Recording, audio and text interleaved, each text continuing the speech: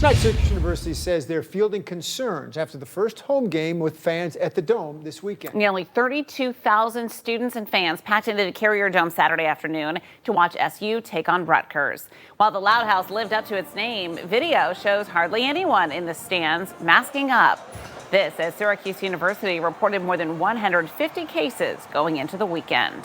Our Mary Keeler live for us near the Dome tonight. Mary? Tonight, Syracuse University tells me that they are working to address issues over noncompliance with the masking policy that they have here that played out at the Dome on Saturday. The entire campus is at a red COVID level, which means there is a high risk for transmission of COVID-19. Masks are required indoors and outdoors in some circumstances here on campus, but that was not appearing to be the case at the Dome on Saturday. Syracuse University's marching band charging through the tunnel Saturday to welcome football fans back to the Loud House with masks on. The same can't be said for most of the nearly 32,000 fans inside the Dome. In our review of broadcast and video footage we shot, we found it challenging to find any fans who were wearing a mask, a clear violation of the university's own protocol, accessible on the school's website. When you come in, you have to wear a mask unless you're eating or drinking. At a news conference ahead of the home opener last week, we were told SU would softly police the requirement. We want people to have fun. All right, we want people to come in here and enjoy the game, enjoy themselves. We didn't ask our people to be the mask police. We're not going to be the mask police. Athletic Director John Wildhack touting the opportunity for a true Dome experience fans missed out on last season. But that could be taken away if there's a surge in cases from maskless fans. The impact that our fans can have on this team, not only this Saturday, but throughout the season, can be even more impactful than normal. Sarah Scalise is SU's Senior Vice President of Communications. She was at the same Thursday news conference. It really is on everybody in our community to make sure that this experience this weekend is safe and fun and enjoyable for everybody. I reached back out to her Monday asking for an SU leader to address the situation.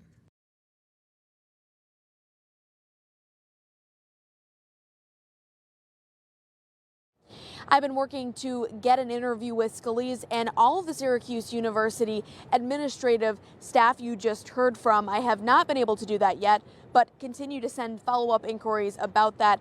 We will continue to follow up on this, as this campus does have a resonating effect when it comes to COVID-19 and other things in the greater Central New York and Syracuse community. Coming up at 6 tonight, you'll hear a bit more about the university's response to this, what they're doing, and what they say you can do if you feel unsafe with people following protocols at the Dome.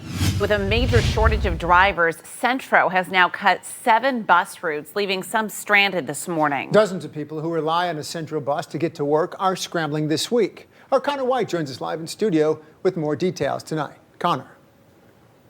Matt, Centro tells us they will need to hire up to 40 drivers in order to fully fix the problem and get those routes back on track. A spokesman says they needed to make these changes and cuts to ensure they had a schedule they could actually fulfill, not leaving riders waiting for a bus that won't come.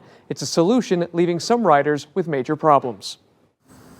From Syracuse to Baldwinsville, Rachel Haynes has used a Centro bus every day to get to work for 2 years. I'm a single mom, I support 2 kids, I need my job. I rely on this transportation. Today, she needed to get an Uber. Her typical bus route, one of 7 Centro cut all together on Monday. I was in tears this morning thinking, how am I going to get home? It cost me $30 to get out to this job each way, $60 a day. I mean, I'm taking the bus for a reason.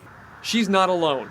Today, riders trying to get to and from Central Square, Lafayette, and parts of Liverpool and more found out they wouldn't have a bus. It's a very disappointing feeling. I was a little heartbroken last night. Melanie Bartowski was hoping Centro would find a way to maintain the Route 57 bus, saying Centro already provides few options for the suburbs. I get I understand the issue, but just to cut routes completely is very difficult for people that are trying to make ends meet. A Centro spokesman says they are down 60 drivers. 20 are out for health-related reasons, and they need to hire 40.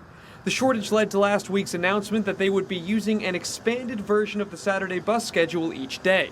Those that didn't get added left on their own. To not have a solution they're just cutting off from this Liverpool on, sorry, you guys are out of luck.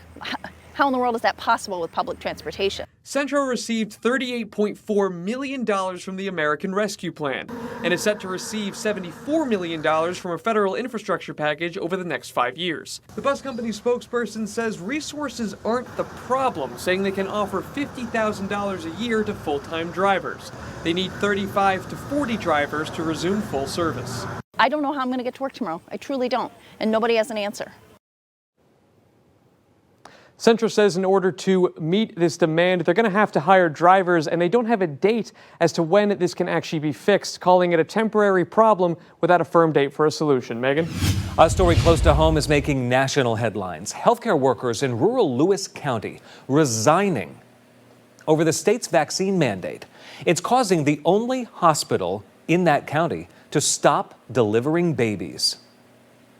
We have CBS 5 team coverage. Abby Buttacavoli is in Lewis County with the hospital's situation, and Vanessa Rizzitano looking at the impact that this vaccine mandate will have on Syracuse area hospitals. We begin right now with Abby. 6 employees, that's it. Just a half dozen resignations is all it took to shut down this hospital's maternity unit. Each of those employees choosing to quit over getting the COVID-19 vaccine. Lewis County Health System CEO Gerald Kayer says at the end of next week, babies will no longer be delivered at this hospital. We cannot build the schedule past September 24th. The maternity unit put on pause due to the resignation of 6 employees that did not want to get the COVID-19 vaccine. The state and federal governments are mandating the shot for hospital workers. In New York, the deadline for at least getting the first shot is Monday, September 27th. If they choose not to get vaccinated, that's their call. We respect it.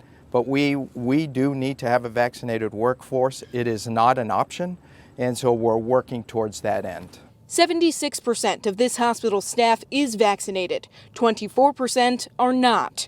36 people have recently resigned, most of them nurses. The hospital is now putting 5 other departments on a watch list for possible service cuts. It's always concerning. Rural America is really struggling with the recruitment of physicians and nurses, and we're no exception to that.